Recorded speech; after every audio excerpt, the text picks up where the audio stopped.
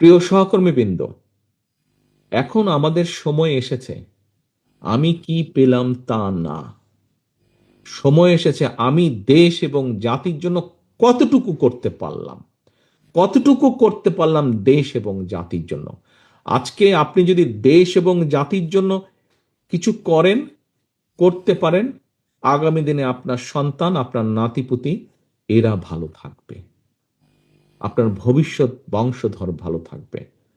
প্রিয় সহকর্মীরা, আজ সময় এসেছে নিজে কি পেলাম সেটা ভুলে যাবার, কি দিতে পারলাম, কি দিচ্ছি, কি দিব দেশ এবং জাতিকে। যদি দিতে পারি তাহলেই ইনশাল্লাহ আমরা কিছু পাবো, সম্মান পাবো, মর্যাদা পাবো, শান্তি পাবো। আসুন আমাদের আজকের লক্ষ্য হোক আমাদের এই পরিকল্পনাগুলোর বাস্তবায়ন কাজ শুরু করা। আমাদের আজকের লক্ষ্য হোক দেশে শান্তি, শৃঙ্খলা এবং আইনের শাসনকে প্রতিষ্ঠিত করা।